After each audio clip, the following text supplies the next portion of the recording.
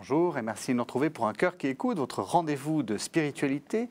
Aujourd'hui, nous allons parler d'un thème tout à fait étonnant pour une émission de spiritualité, c'est transcendance. Alors, ce qui est étonnant, ce n'est pas le thème, mais c'est l'invité. Bonjour. Bonjour. Et là, Sida, vous êtes maître de conférence en économie et vice-doyen de la faculté de sciences sociales et économiques de l'Institut catholique de Paris. Et vous allez donc nous parler de transcendance.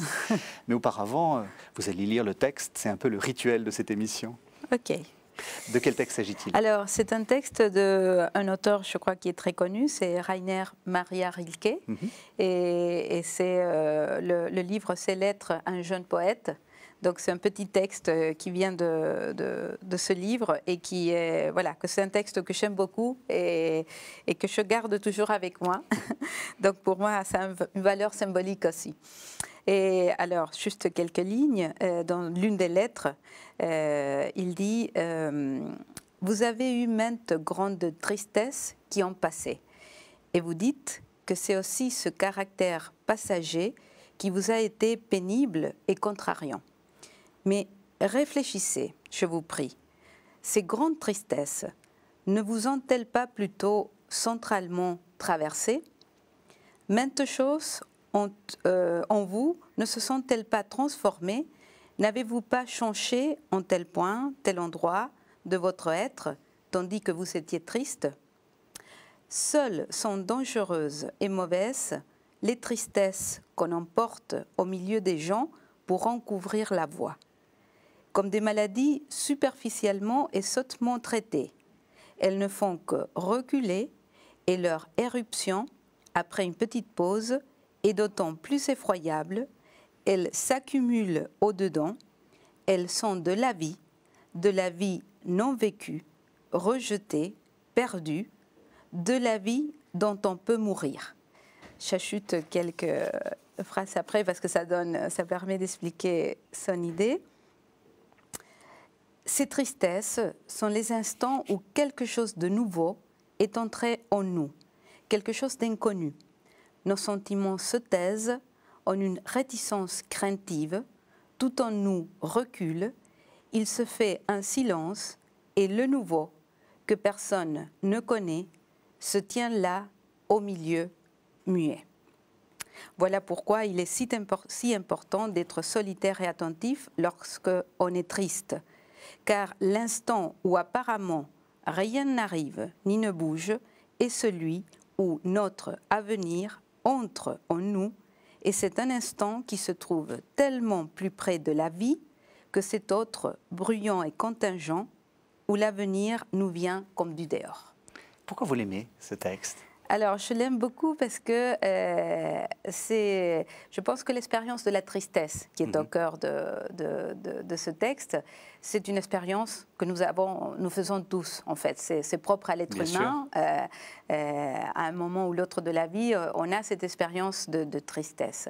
Et je pense que ça dit quelque chose pour moi de fondamental sur, je dirais, ce que ces moments qui sont des moments de douleur, de souffrance, de vide, peuvent permettre de nouveautés, d'entrer du nouveau dans la vie d'une personne. Donc voilà, c'est pour ça que je l'aime beaucoup. Je pense que pour moi, personnellement, en tout cas, ça m'aide à traverser mes tristesses. C'est le cas, à votre avis, en économie pour les crises? Alors oui, peut-être si vous me permettez, je dirais avant pourquoi ce texte, je le mets en lien avec la transcendance, et puis je reviens à l'économie qui est en fait au centre de mon livre. Si j'ai choisi ce texte pour parler de la transcendance, c'est parce que je pense que ce qui est raconté là, c'est une expérience de transcendance. Oui. Et c'est une expérience de transcendance, à mon avis, qui va à l'encontre, je dirais, de deux images classiques qu'on se fait quand on parle de transcendance. Oui. D'une part, quand on parle de transcendance, on pense plutôt, je dirais, à quelque chose qui est de l'ordre de la plénitude, oui. Quelque chose qui explique l'inexplicable, qui comble le manque. Et là, c'est tout le contraire.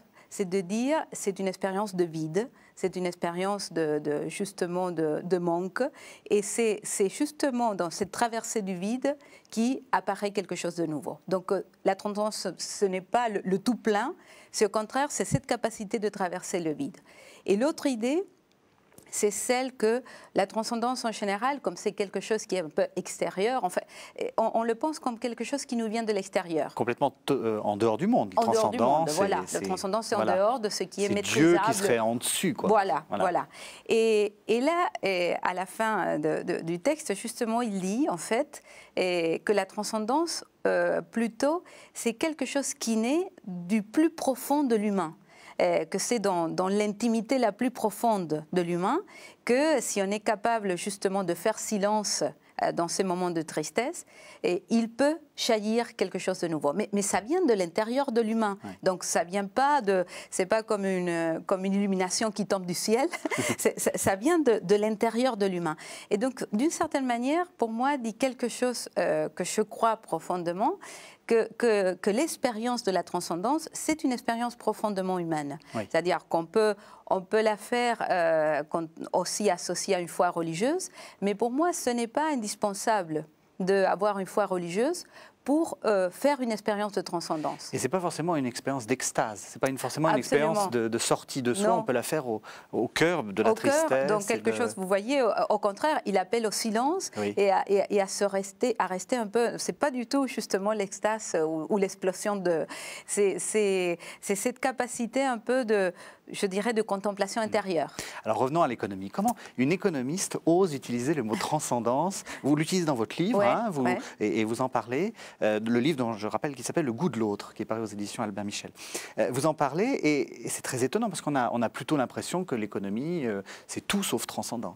Oui, absolument. L'économie, encore une fois, l'image habituelle ou familière de l'économie, c'est la matière, oui. c'est l'immanence, c'est l'argent, et aussi c'est l'efficacité, voilà, je dirais c'est tout le contraire en général qu'on associe au mot transcendance. Et par contre, je pense que dans l'économie, et c'est un peu ce que j'essaye de mettre un peu en évidence dans le livre, dans l'économie, il y a quelque chose qui est propre à l'économie, qui est sa dimension relationnelle. C'est-à-dire, l'économie, vous voyez surtout dans nos sociétés, qui sont régulées complètement par l'économie, oui, l'achat, la vente, oui. Voilà, la finance, l'épargne, la consommation. Enfin, je veux dire, même pour faire une œuvre de charité, il faut justement avoir des ressources, donc passer par l'économie. L'économie, c'est un moyen de rentrer en relation avec les autres. Et donc, pour moi, là, il y a une richesse propre à l'économie, il y a une potentialité dans l'économie, que l'économie nous permet de penser comment on fait société ensemble, comment on rentre en relation les uns avec les autres. Et donc, c'est de récupérer, de revaloriser ces dimensions relationnelles de l'économie. Alors, pourquoi ça en lien avec la transcendance? Parce que je pense que dans la relation, quand on est justement ouvert à la possibilité que l'autre nous emmène ailleurs du lieu où on veut aller, qui nous emmène, oui. C'est-à-dire l'autre, ce n'est pas uniquement un objet de manipulation, l'autre, ce n'est pas uniquement quelqu'un avec qui je fais juste un contrat d'échange, mais l'autre, c'est justement quelqu'un avec qui je rentre en relation, avec qui je prends des risques ensemble, avec qui justement j'accepte qu'il introduise quelque chose d'imprévu pour moi, quelque chose d'imprévisible et d'imprévu. Je pense qu'à ce moment-là, la relation devient un lieu de transcendance, devient un lieu où justement qui peut conduire à faire cette expérience de la transcendance, parce que ça nous emmène au-delà de ce qui est maîtrisable, de ce qui est contrôlable, de ce qui est prévisible. Et pour moi, c'est ça l'expérience de la transcendance, cette idée, ce qui était raconté dans le texte autour de la tristesse, c'est cette capacité quelque part d'accepter que quelque chose qu'on n'avait pas prévu et qu'on ne contrôle pas, puisse émerger quelque chose de radicalement nouveau. Mais est-ce que c'est la même économie que celle dont tout le monde parle, que vous évoquez? Parce qu'on a l'impression que c'est le contraire. Oui. On parle sans cesse de finances, de gens qui justement refusent le contact, parce qu'ils sont quelque part, c'est le fameux épargnant américain qui est quelque part dont on ne sait pas qui il est, et puis ils refusent le risque absolu. Alors vous plaidez pour une autre économie? Alors, je dirais, c'est vrai, ce que je viens de dire, cette dimension relationnelle, en général dans l'économie classique que nous connaissons et que nous pratiquons au quotidien, n'apparaît pas. Pourtant, je pense qu'elle est présente, elle est complètement présente, et que ce que je dis, c'est il faut la mettre en évidence, mais je pense qu'elle est présente. Donc, je ne revendique pas une autre économie, dans le sens de dire, voilà, il faut un autre modèle économique qui soit complètement différent de celui que nous avons aujourd'hui. Ce que, à mon avis, le défi est comment dans l'économie telle qu'elle existe aujourd'hui, donc une économie de marché, une économie qui est régulée par l'offre et la demande, comment à l'intérieur même de cette économie on fait place à la relation et à la dimension relationnelle.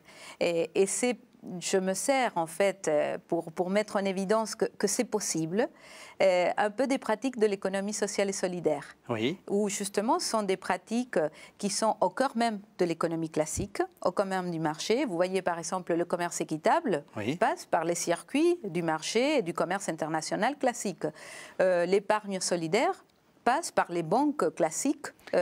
Expliquez-nous rapidement l'épargne solidaire, parce que bon, on voit que tout ce qui est agriculture solidaire, on comprend un peu, mais l'épargne solidaire, de quoi il s'agit? Alors l'épargne solidaire, c'est aujourd'hui il y a plusieurs modalités, mais l'idée c'est que le principe, si vous voulez, c'est que quand on décide d'épargner de l'argent, en général, qu'est-ce qu'on va chercher? On va chercher le placement qui donne l'intérêt le plus élevé. C'est un peu, en plus la publicité nous dit tout le temps, mettez l'argent ici parce que l'intérêt est plus grand. Donc c'est ça, en fait, habituellement, le critère de sélection de l'épargne. L'épargne solidaire dit, quand vous épargnez de l'argent, c'est bien que vous cherchiez à justement avoir l'intérêt le plus élevé, donc à satisfaire vos propres intérêts, mais c'est bien aussi de penser qu'est-ce que la banque va faire avec votre argent. Parce que l'argent que vous déposez dans la banque, ensuite la banque va la prêter à quelqu'un et c'est comme ça qu'il va ensuite pouvoir vous payer des intérêts. Et donc c'est de dire, vous êtes responsable aussi en tant qu'épargnant de l'utilisation que la banque va faire de votre argent que vous lui déposez pour un certain temps. Et donc, c'est d'appeler l'épargnant aussi dans cette responsabilité. Et donc, l'épargne solidaire, c'est de dire, je choisis de mettre mon argent dans un placement qui va me donner un intérêt, mais j'accepte que cet intérêt soit partagé avec un projet d'utilité sociale. Et donc, c'est ce qu'on appelle les fonds de partage.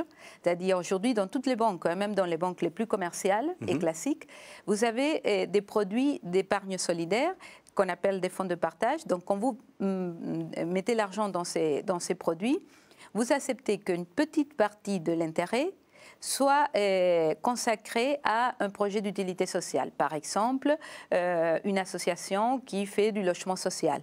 Par exemple, une association qui est une entreprise d'insertion. Par exemple, une association qui fait de la solidarité internationale. Et donc, vous acceptez de partager votre bénéfice avec un projet d'utilité sociale. Ou sinon, il y a la possibilité, c'est encore plus risqué, je dirais, de mettre l'argent c'est pas simplement de renoncer à une partie de l'intérêt, mais c'est un placement de capital risque. C'est-à-dire, vous allez placer votre argent dans une entreprise solidaire.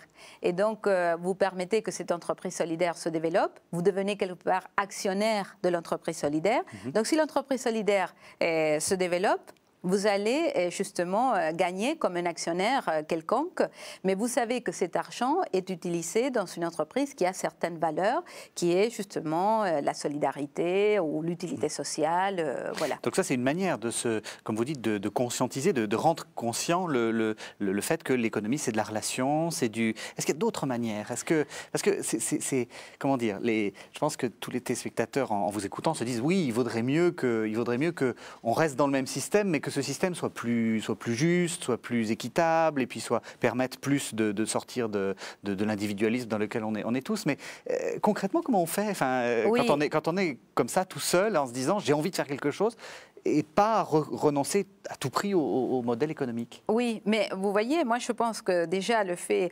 Vous savez, il y a deux choses dans notre société que je pense nous sommes presque tous consommateurs, oui. et épargnants. Évidemment, pour être épargnant, mais aujourd'hui, on peut avoir, avec un petit revenu, on peut déjà avoir une petite capacité d'épargne. Donc je pense que ça touche une grande partie de notre population. Et je pense que là, et simplement dans le fait de choisir comment on consomme et comment on épargne, là, on peut faire énormément. Énormément. Parce qu'aujourd'hui, comme je vous disais, pour l'épargne, les produits d'épargne solidaire existent aujourd'hui dans toutes les banques. Donc, ce n'est pas nécessaire d'aller chercher, si vous voulez, une banque particulière qui est très éloignée. Dans n'importe quelle banque, aujourd'hui, ça existe. Donc, on a cette possibilité de pouvoir placer notre argent dans ce type de produit. Dans la consommation, je pense qu'il y a plein de possibilités justement d'être un consommateur responsable, comme on dit souvent un peu dans le domaine de l'économie solidaire, d'être un consomme-acteur. Un consomme-acteur. Par exemple, d'acheter des produits du commerce équitable. Oui. Vous savez, ça existe aussi dans toutes aujourd'hui les grandes surfaces. Et vous savez, le principe du commerce équitable, c'est que vous achetez des produits et sont produits par des petits producteurs du Sud, des pays du Sud, qui n'accèdent pas au marché du Nord. Et donc, c'est la possibilité, justement, de permettre à ces petits producteurs de pouvoir vendre leurs produits au Nord. Et donc, quand vous achetez un produit du commerce équitable, c'est le même principe que l'épargne solidaire. C'est-à-dire, vous choisissez ce que vous allez acheter, pas seulement en fonction de vos besoins en tant que consommateur et de votre portefeuille, oui. mais vous l'achetez aussi en pensant au producteur, aux besoins du producteur. Vous savez que si vous achetez un café équitable plutôt qu'un café classique, vous êtes en train de bénéficier avec votre achat un petit producteur qui est à l'autre bout du monde et qui n'arrive pas à vendre son produit. Donc vous voyez, déjà, uniquement en tant que consommateur, dans le supermarché, uniquement quand vous allez placer votre petite épargne, je pense que vous pouvez déjà faire quelque chose pour changer notre système économique. Dans votre livre, vous allez plus loin parce que vous mettez un peu en scène aussi, vous expliquez un peu d'où vous venez et vous expliquez comment le goût de l'autre, ce que vous appelez le goût de l'autre, c'est-à-dire le goût de la rencontre, fait partie, selon vous, de cette expérience de transformation. J'aimerais que vous nous en parliez un peu. Expliquez-nous un peu d'où vous venez. On a plus ou moins compris à votre accent que vous venez, disons, d'Amérique du Sud. Voilà, je viens de l'Amérique du Sud, donc d'un tout petit pays de l'Amérique du Sud, que c'est l'Uruguay. C'est un pays qui il est très peu connu parce qu'il est très petit et c'est 3 millions d'habitants. Oui. Donc, vous voyez, c'est vraiment minuscule. Il a été un peu connu avec le mondial du football, puisque vous savez que l'Uruguay est arrivé en 4e place. Donc, voilà, je le dis avec beaucoup de fierté. C'est là que beaucoup de gens ont découvert l'existence du pays. Alors, c'est un pays, en fait, c'est un pays qui est entre deux pays géants, que c'est l'Argentine et le Brésil. Donc c'est un pays, je dis souvent, qui m'a appris surtout à faire l'expérience de la frontière. C'est un pays qui est dans l'entre-deux, donc il se définit toujours un peu dans cet équilibre entre deux géants. Il est entre deux aussi, entre la mer et la terre, parce qu'il a surtout une très grande côte sur l'océan Atlantique. Et donc, ça a été aussi un lieu d'entrée, surtout l'immigration européenne, quand l'immigration se faisait en sens inverse qu'aujourd'hui. Donc, c'était les Européens qui venaient en Amérique. Oui. Et donc, ça a été l'entrée de beaucoup d'immigrés de l'Europe. Donc, ça a été aussi un lieu de lien entre l'Europe et le continent latino-américain. Donc, un pays frontière. Et c'est un mot, je le dis dans mon livre, que pour moi a beaucoup de signification. Oui. Et que quelque part, si vous voulez, c'est une autre manière pour moi de parler de la relation. C'est une autre manière aussi de parler de la transcendance. C'est-à-dire, oui. La frontière peut être quelque chose qui sépare, mais elle peut être aussi quelque chose qui met en lien. c'est le paradoxe de la frontière. Vous savez, aujourd'hui, il y a plein de frontières où on fait des murs pour justement bien séparer. Et par contre, il y a d'autres frontières qui justement permettent le passage et la rencontre. Qu'est-ce que vous en pensez de ces frontières qui séparent le protectionnisme, les choses comme ça? Alors, je pense qu'une frontière qui justement cherche uniquement à séparer, à mettre à l'écart et à se replier sur soi est une frontière mortifère. Je pense que si la frontière est utilisée uniquement pour se replier sur soi, que ce soit au niveau géographique, économique, culturel, social, c'est une frontière mortifère, c'est-à-dire ça conduit à la mort. Alors, ce n'est pas pour autant qu'il faut penser l'extrême opposé. C'est une sorte de libéralisme, de libre-échange, etc. Ouvrir toutes les frontières, même au niveau culturel, je pense, on dit souvent, pour que les peuples se rencontrent, il faut supprimer les frontières. Je pense qu'il ne faut pas les supprimer, les frontières. Il faut les traverser. Il faut créer des ponts pour les traverser. Mais supprimer les frontières, ça veut dire que d'un côté et de l'autre, on est la même chose, on uniformise. Et je pense que si on uniformise, on supprime la différence, et que la différence, c'est une source de richesse pour les uns et les autres. Donc il ne faut pas les supprimer, mais il faut les mettre en dialogue. Il faut faciliter la communication. Donc en économie aussi, je pense que le protectionnisme qui conduit à se replier sur soi est mortifère. Le libéralisme qui dit fin des frontières, voilà, on laisse la libre circulation dans tous les sens, c'est aussi mortifère parce qu'on sait bien qu'on est dans ce monde très inégal. Et donc, évidemment, là, c'est le plus fort qui va s'imposer. Alors malheureusement, on arrive bientôt à la fin de l'émission. On vous écouterait pendant des heures. J'ai envie de vous poser les 3 questions que je pose à tous mes invités. Ma première question, c'est quel conseil donneriez-vous à quelqu'un qui vous dirait « J'ai envie de devenir chrétien, par quoi dois-je commencer ?»